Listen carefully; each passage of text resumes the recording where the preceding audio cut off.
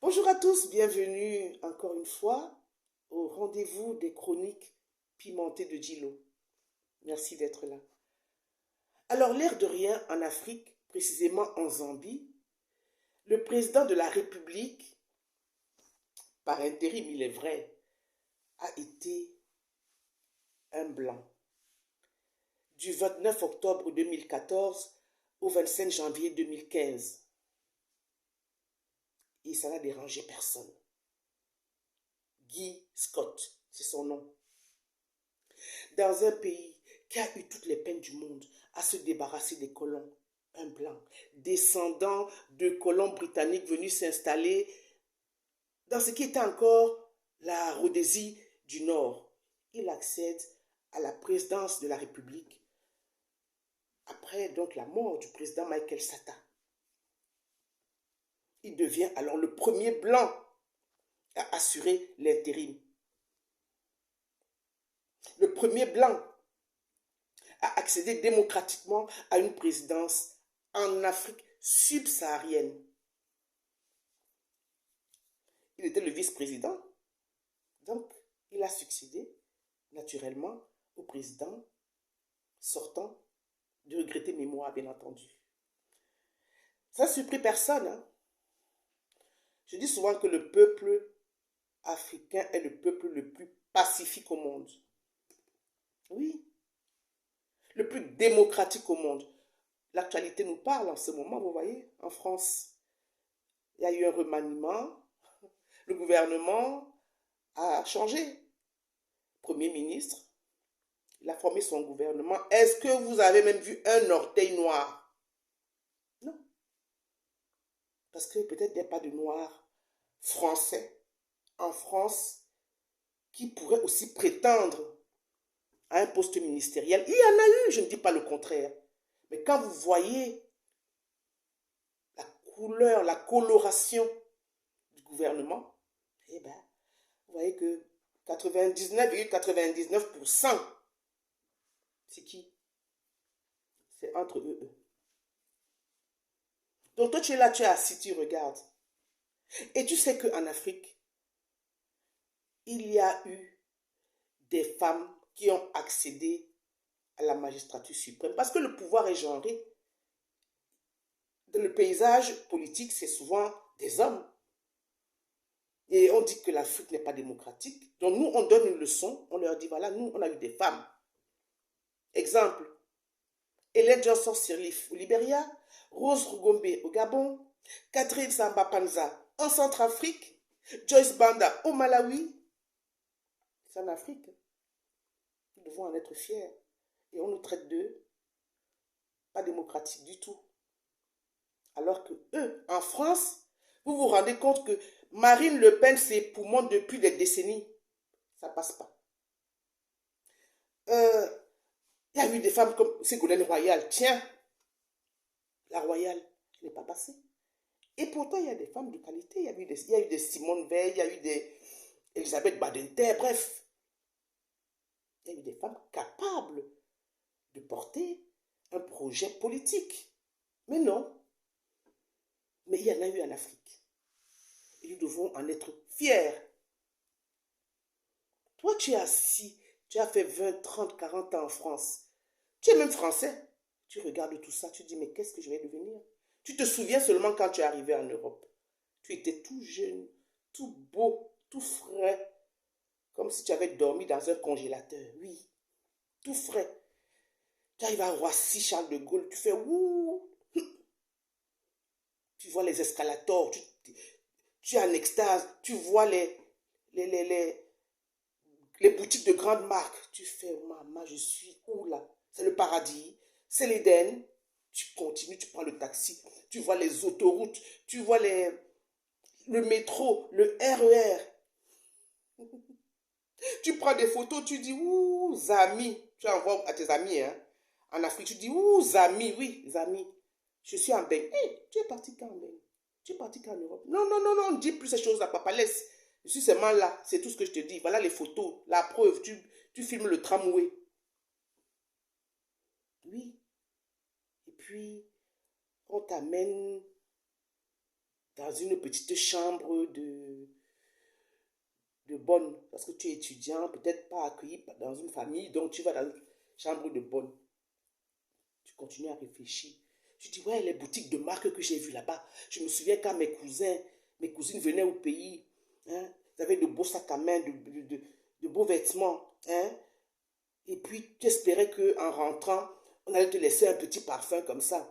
Alors tu te fatiguais, tu travaillais pour eux, tu lavais leurs enfants, tu préparais le porc épic, le pangolin, tu allais même t'endetter pour leur faire plaisir, parce qu'en partant là, peut-être qu'ils vont te laisser quelque chose. Et c'est là où quand ils partent, ils t'appellent, ils disent, ouais ma soeur, mon frère, j'arrive en fin de séjour, il n'y a plus d'argent, vraiment, prends 500 francs. Quand je vais rentrer, hein, je vais t'envoyer le parfum, je vais t'envoyer le saucisson, jambon, cornichon, tout ça. Toi, tu dis oui, tu attendras longtemps. Bref,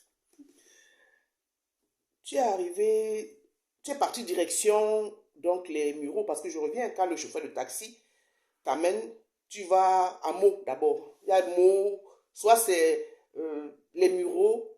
Attends, on dit je vais à les Mureaux ou bien je vais aux Mureaux. Parce que la langue française là, est trop compliquée parfois. Bref, Meaux, les Mureaux, euh, Mantes-la-Laide. Non, on dit Mantes-la-Jolie, mais bon. Franconville, les mots bizarres. Attends un peu, Franconville, dont il y a des Français cons qui vivent en ville. Ou alors, on t'amène à Tremblay en France. Ouh là, là, c'est grave. Parce que quand tu dis à quelqu'un au pays que tu habites à Tremblay en France, il dit, pourquoi tu trembles en France? Tu dis, moi, je ne suis pas Aïcha, je ne tremble pas. Je vis à Tremblay en France. Ouais, Tremblay en France. Nous sommes venir en France et toi, tu trembles là-bas. Non, écoutez, bon, attends, je vis à Paris. Hein, tu coupes court, hein, tu dis, je vis à Paris et l'affaire est close. Parce que effectivement, dans l'imaginaire populaire, on pense que tous ceux qui viennent en Europe en général ou à Paris, en France en général, vivent à Paris. Non, non, non, non, on est dans les... On est entre nous là-bas. Alors on t'envoie à Paris intramuros. Oui, la Goutte d'Or. Est-ce que vous connaissez la Goutte d'Or? C'est là alors où il y a le grand frère des problèmes. Tu marches comme ça dans la rue à cause de la fumée de la drogue, du shit, du cannabis. C'est là-bas que tout est concentré. Il y a des veilleurs, des guetteurs, des chercheurs, des dealers, des marcheurs, des mangeurs, tout ce que tu veux, c'est là-bas. Et pourtant, il y a la BAC, la brigade anticriminelle. Oui. Attends un peu, parce que tu pensais qu'en arrivant en Europe, on allait te loger où? Dans le 16e arrondissement? En rêve, mon frère. Dans le 8e? À Auteuil-Neuilly-Passy? Non. On vous parle là-bas entre vous, on dit battez-vous, débattez-vous. Entre vous là-bas. Ne venez pas polluer le 16e arrondissement. Ne venez pas polluer le 8e, s'il vous plaît. Qu'est-ce que vous voulez? Les allocations familiales. On va vous donner les APL, allocations parents isolés, allocations adultes handicapés. Tout ça, tout ça. On va vous donner, on va se plaindre. On va quand même vous donner. Mais ne venez pas nous déranger la galaxie. D'accord? Donc tu as ta petite chambre de 5 mètres carrés. Et tu trouves ça normal. Pourquoi? Parce que pour toi, tu es venu te chercher en France. Donc tu trouves normal de vivre dans un trou à rats, dans un quartier plus ou moins malsain. Alors qu'en Afrique, tu es même propriétaire. Tu as des terres. Tu es le chef de famille. Mais tu trouves normal parce que tu viens te chercher en Europe, en France particulièrement, de vivre dans un trou à rats. Tu restes là alors, ta bouche commence à sentir mauvais, commence à pourrir, parce que tu ne parles à personne. Chacun est occupé à gagner de l'argent, c'est 1200, 1500 euros. Donc ta bouche commence à pourrir, tu ne sais pas comment faire, tu te dis, je peux aller comme ça en psychiatrie, comme par amusement, et commencer à enrichir mon psychiatre là, hein, à payer ses vacances au Costa Rica. C'est là où un jour, la chance te sourit, ou la malchance, je ne sais même pas. Tu rencontres par hasard, au détour d'une ruelle, quelqu'un que tu as perdu de vue depuis. Tu fais quoi ici? Non, mais... Ouais, pardon. Je suis en bain comme toi. Laisse. Je m'ennuie. Qu'est-ce qui se passe? Pardon. Dis-moi vite. Position. Parce que là, ça ne va pas. Je me sens seule. Il te dit, mais attends. Tu rigoles. Il y a plein de Camerounais ici. Il y a plein d'Africains. Viens, adhère à l'association. Toi aussi, tu pars, tu adhères à l'association. Parce qu'en général, ces associations, le but initial, c'est de sauver le village, c'est de sauver le pays, c'est de sauver l'Afrique. C'est une ambition très honorable.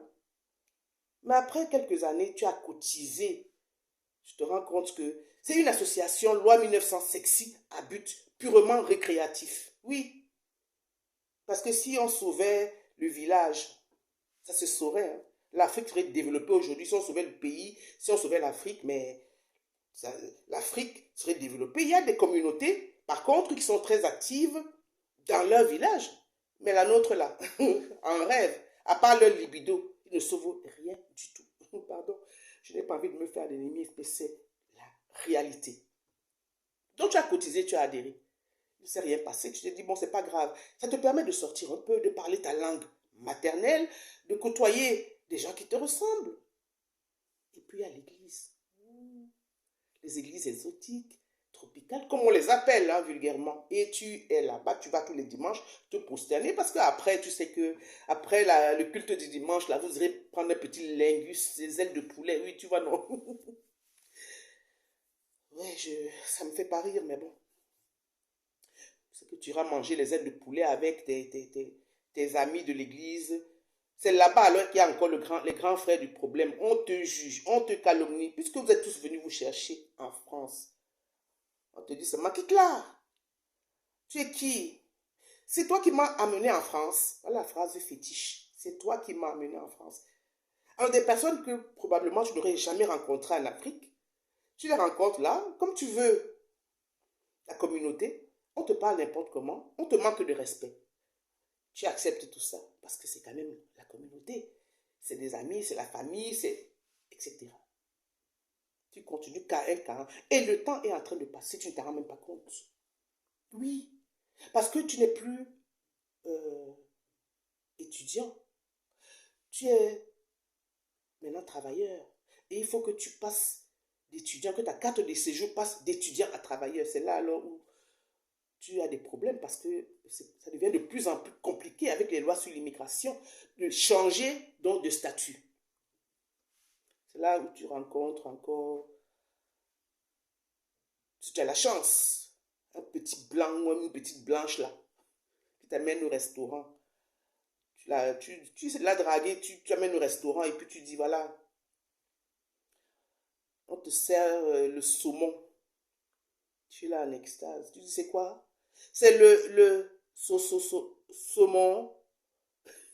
C'est la viande. Tu es ébloui. Parce que le saumon, tu as oublié ton plantain, ton macabo, ton igname, ton manioc. Tu as oublié tout ça, tes miondes. Mais tu es en extase devant le saumon parce qu'il y a une belle couleur orangée. Tu es en extase devant le shawarma de KFC, les quick, les ceci. Avec les doigts dégoulinants de poulet chapeluré. C'est ça.